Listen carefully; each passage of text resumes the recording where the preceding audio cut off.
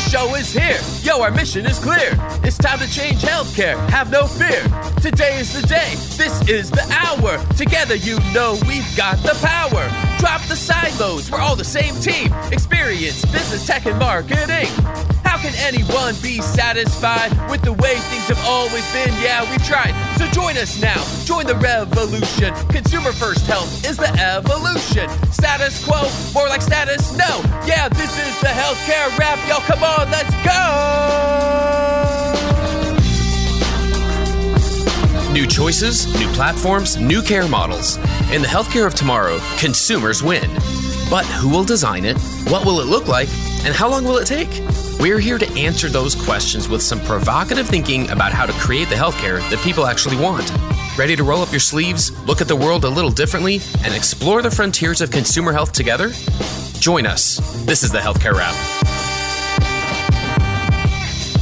Welcome back. I'm your host, Jared Johnson, ready to explore the consumer side of disruption. Here's what's going to go down today. We have the Flava of the week about a recent tweet chat on the topic of whether healthcare has become a consumer industry. How do we as people engage with the various entities in our healthcare journeys? And what's coming next when it comes to addressing consumers' needs? I'll talk about that. Then we welcome back Ben Dillon to guide us through Geonetric's latest consumer health research. Geonetric recently conducted a report about the preferences and perceptions of health consumers related to their use of technology throughout their journey. You'll want to hear Ben's takeaways from the research, what he would do as a marketing leader, and where he expects consumer transformation is headed in the next 24 months. It's time to dive right in. Are you ready? Let's go.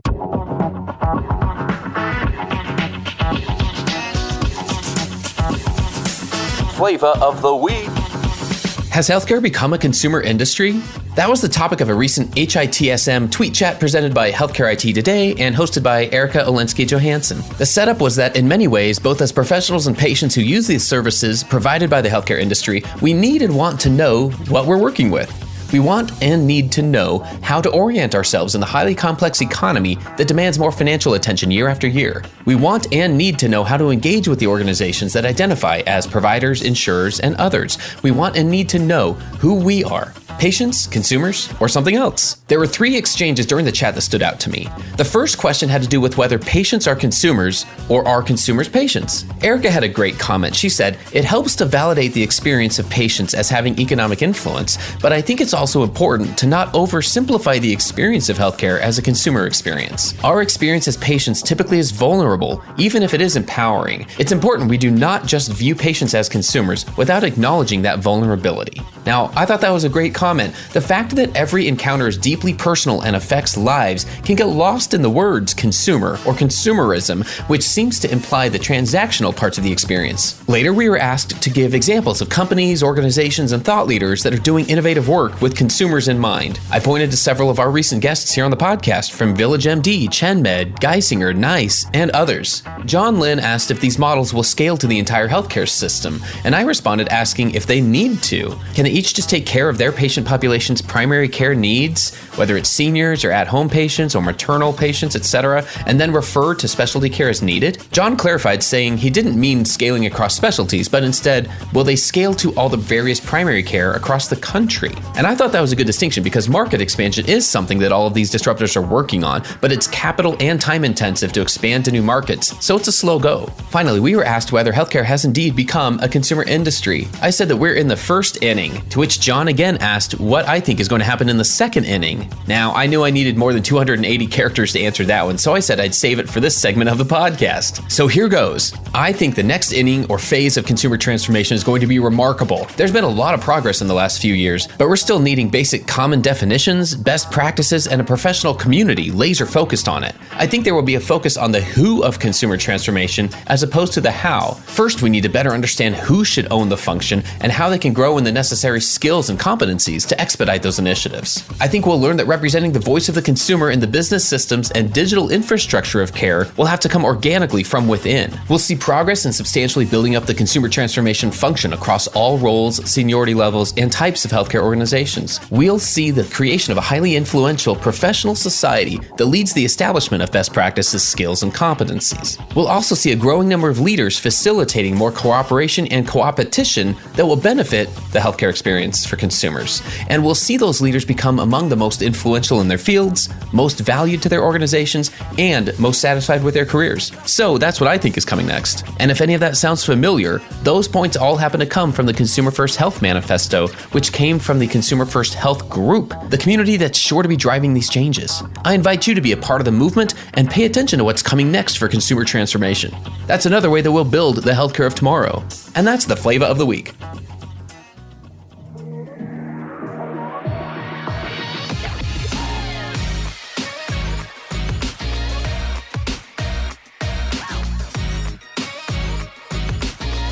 The flow. All right, everyone, let's get into the flow. Give it up once again for the one, the only Ben Dillon. Ben's in the house with us. He's the Chief Strategy Officer at Geonetric. Ben, welcome to the Healthcare Wrap. It's great to be here. Ben, if anyone was there at all in Miami and they saw you get inducted into the Healthcare Internet Hall of Fame, it was just kind of a cool thing, I gotta say. Not everyone can lead in their bio and mention that part, but I want to congratulate you first off and just tell us what that was like. Thanks so much. Yeah, I was one of the inaugural judges for the awards. I know that there's a big process within that, and honestly, I had no expectation that was coming. I was really thrilled to be recognized, and I think it's if you're not familiar with the program, I think it's a great way for us to continue to recognize the individuals and the organizations that have been involved within our space for a long time, and just capture that history as we now move into something that's been going on for a good 20 years now. Fill us in on your bio a little bit. What else would you like our listeners to know about you? Like, what did I miss? I mean, I think you caught a lot of it. Certainly, I've had the pleasure of being with Geonetric now for, I guess, 23 years now in a lot of different roles there, and been very privileged to work within that organization for a long time. And I've had lots of other industry outreach. I was on the SHSMD board for a long time, including having been SHSMD president. I'm on the eHealthcare Strategy and Trends Editorial Advisory Board.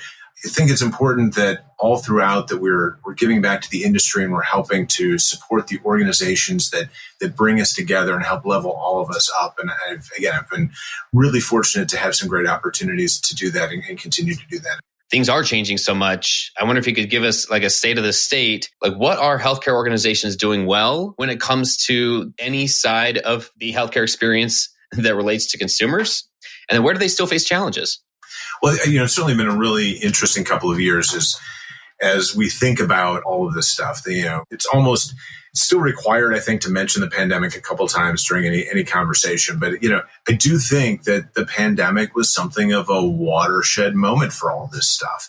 If we think about what we were talking about in 2019, kind of pre-pandemic, we were really focused on all this disruption coming in from the outside, but I think a lot of organizations weren't quite sure what to do with that, right? Walmart's coming in, CVS is growing this, there's this startup or that startup happening out there.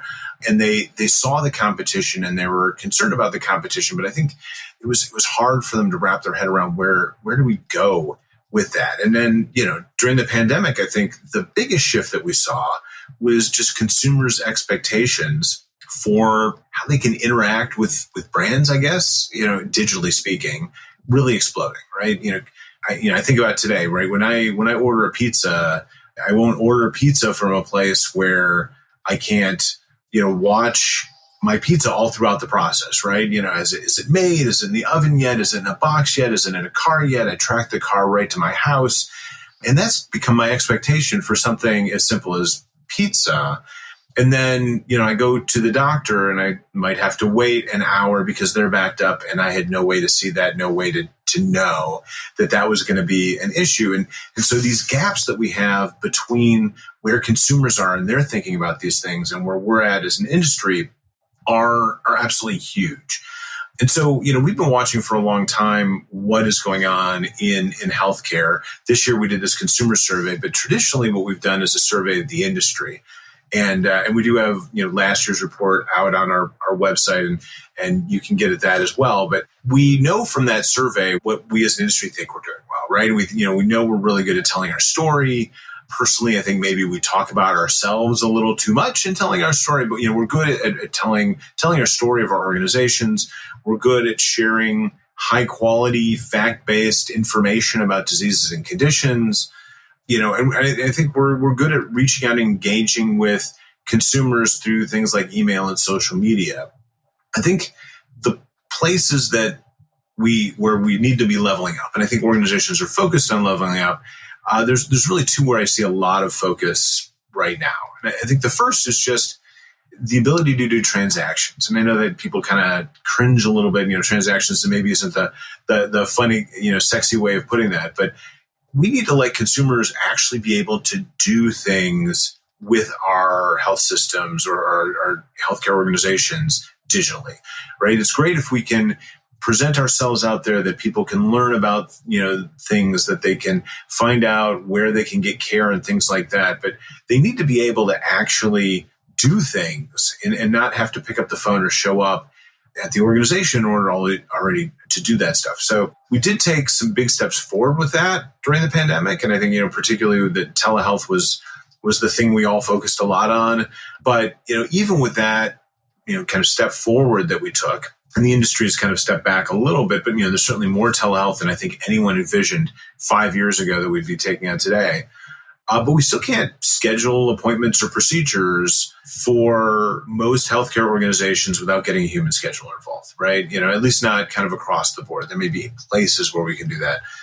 Basically the things that airlines have been doing for 15 or 20 years online are still largely beyond what we can do in healthcare. So we need to get there. And I think our ability to get there and really provide an experience where people can do more of those interactions digitally is going to be really important for how we present things as we go forward. I think that maybe that leads into the second area, which is just user experience, right? User experience in the digital realm. And I think this is a big part of where a lot of those new competitors that we were concerned about in 2019, and now that we're mostly focusing on what's after the pandemic, we're concerned about now, right? They allow people to do more digitally. They are better at pricing transparency. They're better at the in-person experience in many cases as well. When we can get there from a more traditional player perspective, that's really going to help us to continue to be competitive, to be relevant, over the next several years. I think personalization technologies are really just starting to get serious use in healthcare. And I think they have the potential to change things in a big way. I mean, to be fair, there's a lot of tools that many healthcare organizations already have that they're just not maximizing the use of, right? I think there's a lot of CRM systems out there.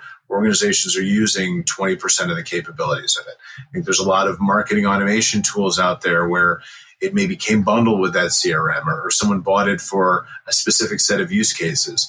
There are lots and lots of other things they can do that they're not doing there. So I think, this is going to be the next couple of years, I guess, are going to be the years of user experience, I think, in the digital realm, and really looking at how we go from the place we are to creating some engaging experiences with consumers that are competitive differentiators instead of just good enough. I'm looking forward to fast forwarding these next couple of years and getting to that point, like as soon as we can. And having talked about this as a competitive difference, like you were just saying, that's not the common language right now. And it's interesting to me. I love, like, pizza was the perfect example, right? On the transactional side. I don't remember prior to the pandemic hearing people compare parts of our lives in healthcare to other parts and just saying, see, it's simple there. Like, that conversation is happening more and more now. And it's encouraging. It's also a challenge because not everyone is at that same spot where they're ready to make that transition. And I think along those lines, I mean, that's kind of a perfect way to set up the consumer research that you just mentioned. I'd love to go through this a little bit. So you mentioned this was some research about preferences and perceptions of healthcare consumers, specifically related to their use of technology throughout that journey. So maybe we can start with some of the basics, like how that research was conducted and how many respondents and that kind of thing. You want to walk us through that, and then we can dive into some takeaways. Absolutely. As I mentioned, we've traditionally done a survey asking people who work in health systems and agencies and vendors and folks like that, kind of what they see as important in this digital realm. And this year we took a step back and we looked at these big trends that I've already talked about a little bit, right? More competition. We saw some evidence that there's been some degradation in patient loyalty, just all the changes that came through the pandemic itself. And and saying, you know what, we're hearing a lot at the conferences, all these other places where we're engaging with other folks. We're hearing from the health systems kind of what they see as the priorities and where they see this stuff going.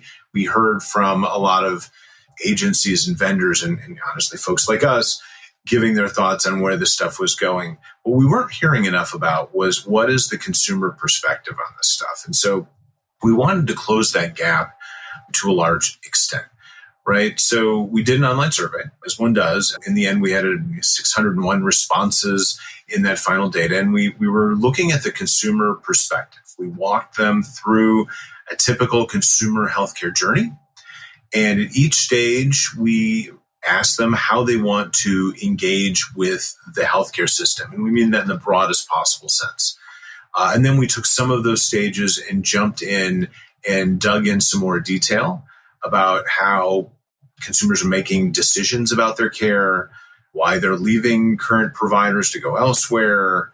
We wanted a sense, really from a trust perspective, how they saw kind of their local care options, the traditional care options that they've been working with in the past, and how that compares to some of these new players that we're looking at and we've been concerned about as an industry. And honestly, they're back on their pathway and their growth trajectories now after the pandemic as well. You want to talk us through some of the key takeaways? Let's just dive in. Sure. First and foremost, we always try to look at different segments of the audience. And we do that when we've done our industry survey. We certainly did that here. It's really important to realize that we can look at the universe of health consumers as a unit, but they're not all the same. And so we did start by putting a bunch of questions in there to try and see where behavior might be different around some things that we could grab onto and define.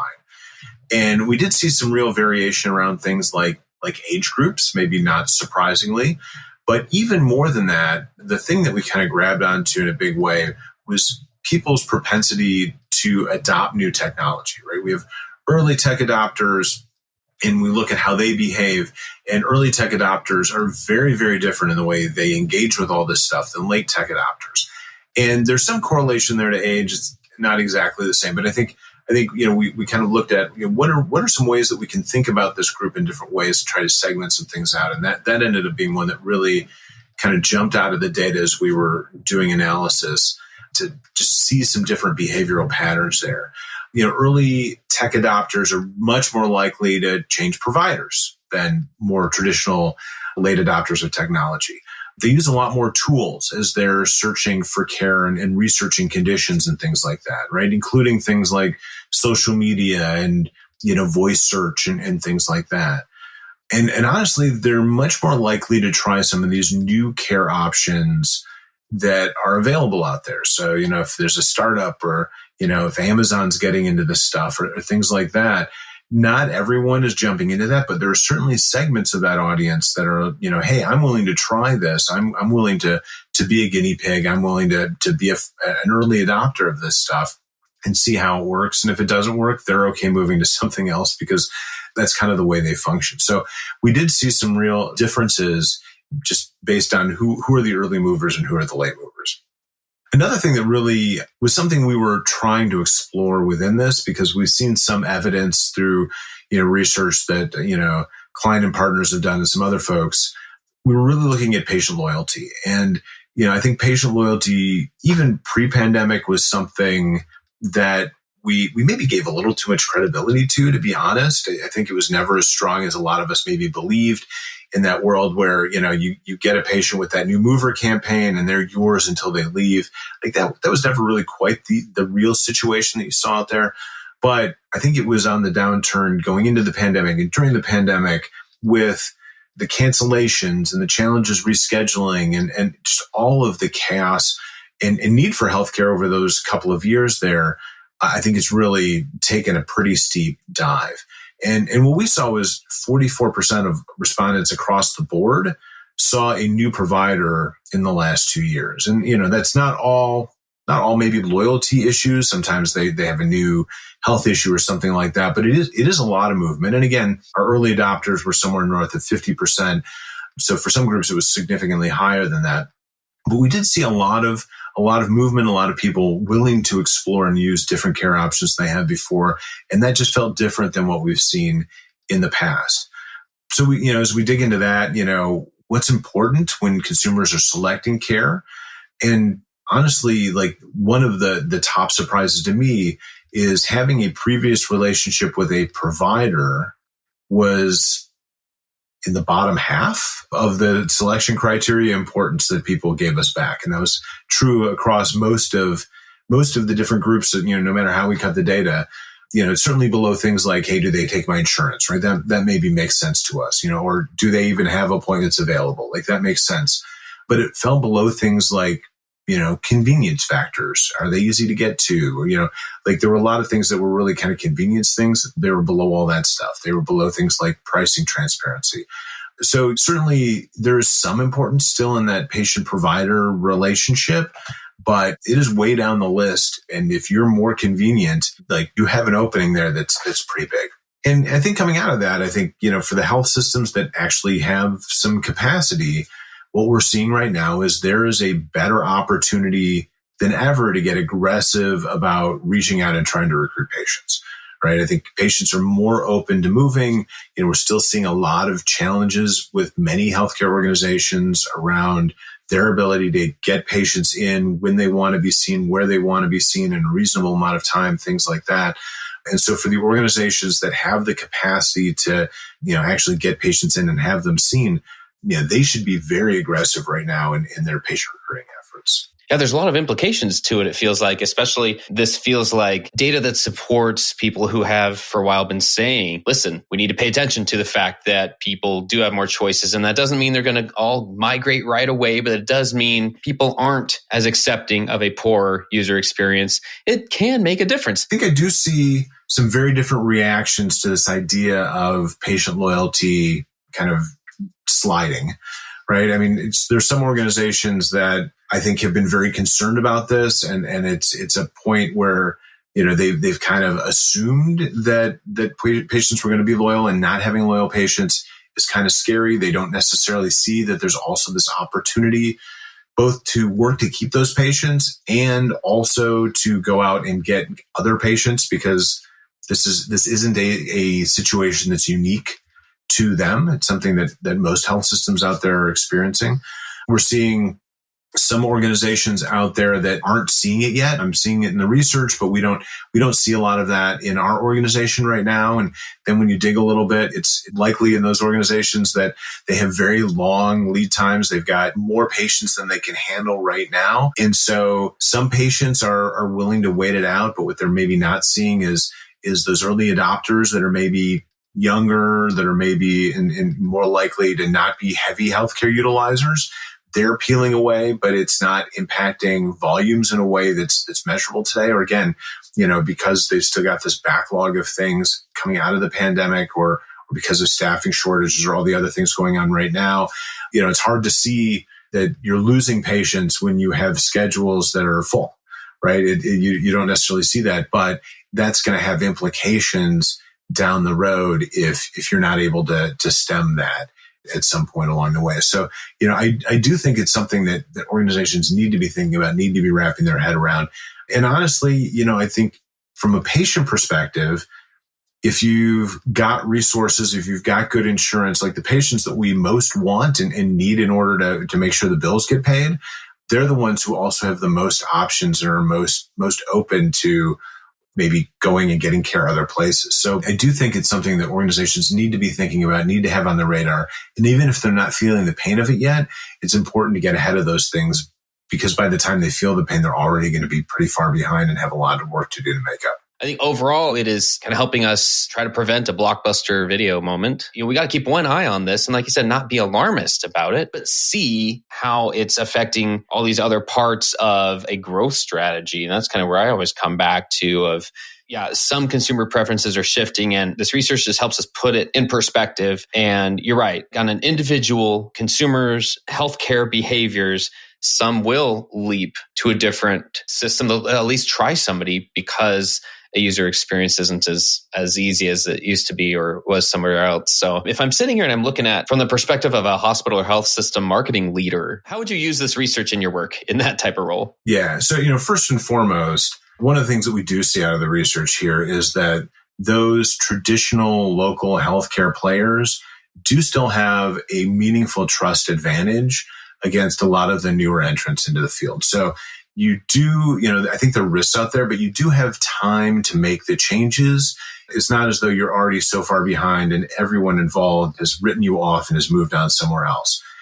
But I do think that all of this does help to build the case for investing in improving the product. And I mean the product in all the different ways, right? There's a lot of indication here that having good locations and having expanded hours and having availability and access and ease of finding things and all those things are really important to consumers and maybe more important than they've ever been. So, this is not all digital, fixes to healthcare problems. You can only put so much lipstick on your pig. It won't help, right? So if the underlying product is broken, you need to also be fixing the underlying product. But all that said, I think this does really help to build the case for investing in digital user experience, digital front door, really looking at how we can up our game to be engaging with consumers where they are. And overwhelmingly, what we saw from this is digital is where consumers are through much of this process. And even if most of the care that you deliver is delivered when people walk in the door and are physically in one of your facilities, there's so much more to their journey and their interaction with you that happens outside of that door than happens inside the room. So I do think this is great for helping to build that case using consumer data for what's going on out there. I do think that this is also great information about how to meet consumers where they are today and where they want to be engaging with us. I think a great example of this is texting, right? We hear from different organizations, hey, I want to get into this platform or that platform. I want to do this or that. So many organizations are still not really using texting in, to the extent that it should be, right? The killer app here obviously is appointment reminders. Overwhelmingly, this is the way people want to get them, that it is the preferred way to do that. But I see organizations struggling with what else should we do with texting and messaging? And honestly, the other thing consumers really want to do with this is they want to be able to ask questions of their doctor or their health system between visits without having to pick up the phone. Everything else they're doing when they don't need an answer right this moment, they're doing that stuff with texting. That asynchronous messaging thing is ingrained in all our lives. We would like to be able to ask our doctor questions using this technology as well. And we don't see a lot of health systems supporting that in quite that way, or you need to use a really proprietary system like MyChart or something like that in order to do those things. And I don't think it's quite getting to where consumers would like that kind of stuff to be. The other thing that I think is a great takeaway from this research is just understanding those gaps between where consumers' expectations are right now and where your organization is today, right? So we look down that list of what's important to consumers when they're selecting care. And again, if you don't have any availability and you have bad locations, those are things that just fundamentally need to be fixed. But for a lot of organizations, bringing a lot of the information that's the most important things around which consumers would like to make choices to the forefront has been really tough. Pricing transparency, super important to consumers. This is something that the CVSs and Walmarts of the world are really good at. They are good at those pieces of things, letting you know exactly what this is going to cost you out of pocket as you go in. And health systems today, for the most part, not very good, even when we're talking about that same range of services in many cases. If consumers are looking at convenience or even the number one item was, do you take my insurance kinds of questions? Right now, it's really hard in a lot of organizations to search for, I want to only see doctors that take my insurance, right? That's just something where the data has been a challenge. And we haven't prioritized going and getting that data cleaned up and maintaining it over time. I'm yet to see a provider directory that lets me search for doctors that have appointment availability next week. It's just not something that we offer in a lot of cases today. And it's pretty challenging given some of the technology environments and the openness of some of the systems behind things and things. We need to get there. That's going to be table stakes going forward before we know it here. And so we need to be able to get to places where those kinds of things are available. And we can see more of that. The data helps to guide places where we can see those gaps more clearly and start to target them. What kind of progress do you hope we can see with consumer health? So you talk about a lot of the different trends, a lot of the very tactical pieces of that. I loved you focusing on scheduling because there is still so much work to be done there. And it is not easy, or else we would have gotten there already. So there's one piece. But what kind of progress do you personally hope that we can see with consumer health in, say, the next 24 months? You and I go to a lot more healthcare conferences than I think the average person in provider organization out there.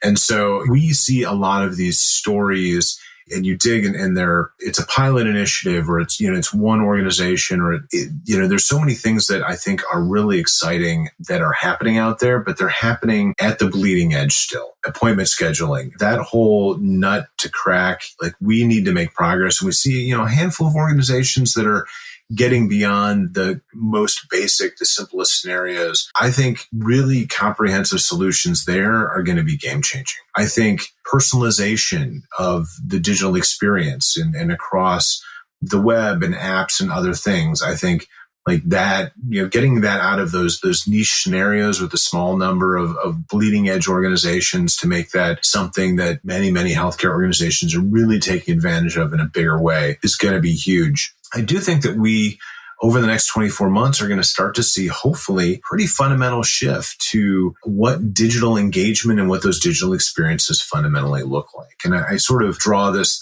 parallel, right? Today, there's all kinds of information on the consumer website, and it gives you lots of stuff around which you can make decisions. And then even if you can go and actually make the appointment or something like that, you click and you jump off to, usually it's a walled garden kind of EMR portal solution that looks different and feels different and is kind of lightly branded to the organization, but it's an entirely different kind of experience. And the two sides of that thing don't really talk to each other. My daughter's a big fast fashion person. And so she'll be watching Instagram or TikTok or whatever, and we'll go through and click to see some product. And she's gone from this very polished, very slick Instagram experience to kind of a questionable website often. And you can send stuff, you can buy stuff there, but whether it's actually going to get to you or when it's going to get to you, the experiences are very, very separate. And I feel like we're kind of in that same place from a healthcare perspective right now. When we go to actually do something, the experiences that we have are pretty clunky and don't align very well and things like that. So I do think at some point we're going to break out of this. There's some things that happen in the portal and some things that happen out of the portal realm to an experience where that general web experience starts to have a logged in component to it, and kind of the walls between those things get very much blurred. I think we're going to see progress similar to what we saw in travel, probably close to 15 years ago now, right? Where we went from sites that just talked about places you could go and experiences you could have to sites that still have a lot of that content, still have things that support those things. But the center of that experience is much more around the actual shopping, the actual transactional components of that. It's supported with that content rather than that content being 80 or 90% of the experience that people have with it. And I think we're going to see some radically different ways that organizations are telling the story and engaging with consumers digitally as some of these things come to pass. I think the last thing that I'm really hoping to see here is I think there's just this need for healthcare providers to compete for every appointment, to compete for every patient encounter, honestly, to nurture those existing relationships with health consumers in ways they haven't in the past. Again, this idea that we need to focus really, really hard on initial patient acquisition, and then we can move on to acquiring the next patient is becoming a more and more dated concept, and focusing not just on new patient acquisition, but really building those relationships and engaging and working with people who have been patients in the past is going to be really critical, I think, to health systems being successful over time. Otherwise, you're going to turn into a very transactional kind of operation. I'm going to come in, I'm going to see you for something, and I have no real expectation that you're going to be the next place I go for care. I'm going to go and evaluate with a clean slate every time I need something.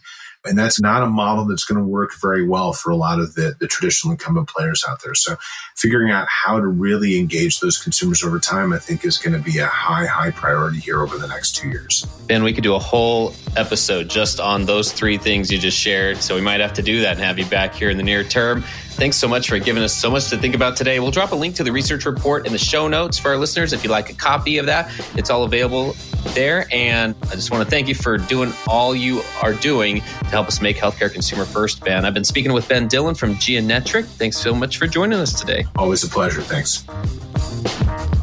Thanks for tuning in. If you like what you heard, please spread the word. Tell your colleagues to tune in for all the awesomeness, then leave a review on Apple, Spotify, or wherever you listen. This show is produced by Shift Forward Health, the channel for changemakers. Subscribe to Shift Forward Health on your favorite podcast app, and you'll be subscribed to our entire library of shows.